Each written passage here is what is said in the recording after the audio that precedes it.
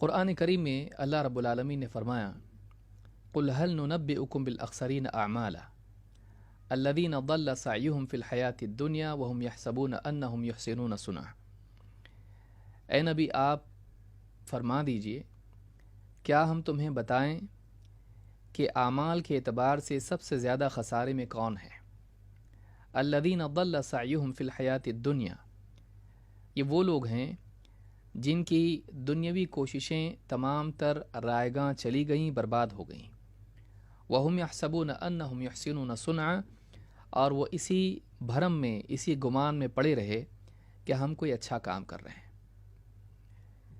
سورۃ الکہف آیت نمبر 103 104۔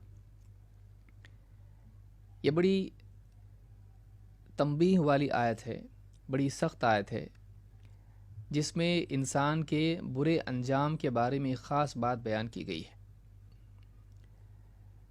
انسان کے لیے سب سے بڑی ہلاکت یہ ہے، سب سے بڑی بربادی یہ ہے کہ وہ یہ سمجھ رہا ہو کہ میں جو کچھ کر رہا ہوں وہ صحیح ہے، اس کے ذریعے میں کامیاب ہوں گا، اس کے ذریعے، اس عمل کے ذریعے میری نجات ہوگی۔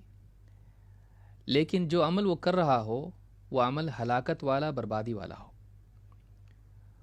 وہ ایسی چیزوں کو مان رہا ہو جو کفر ہوں، شرک ہوں، لیکن وہ یہ سمجھ رہا ہو کہ یہی اصل ایمان ہے، یہی اصل دین ہے۔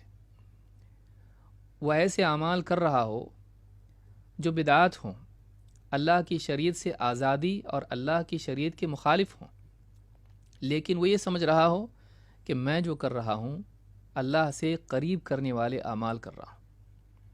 وہ ہر قدم پر اللہ سے دور ہوتا چلا جائے، لیکن اپنے گمان میں یہ سمجھ رہا ہو کہ میں اللہ کی طرف، اپنی منزل کی طرف بڑھ رہا ہوں۔ وہ اپنی بیماری کے لیے زہر کھا رہا ہو اور وہ یہ سمجھ رہا ہو کہ میں اپنی شفا کے لیے دوا کھا رہا ہوں۔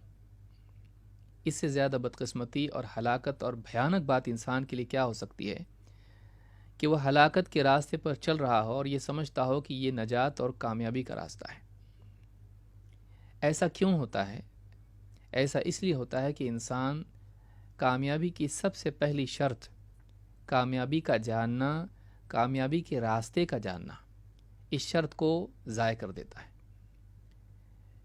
انسان کو ارادہ کرنے سے پہلے ضروری ہے کہ وہ یہ جانے کہ اس کو کس طرف جانے کا ارادہ کرنا چاہیے۔ معلوم ہوا کہ اگر علم انسان کے پاس نہ ہو تو اس کا اٹھنے والا ہر قدم اس کو منزل کی بجائے منزل سے دور لے جاتا ہے۔ لہٰذا سب سے پہلا کام ایک انسان کے لیے یہ ہے جو اپنے دل میں کامیابی کی چاہت اور تمنا رکھتا ہے، سب سے پہلا کام اس کے لیے ضروری ہے کہ وہ یہ جانے کامیابی ہے کیا۔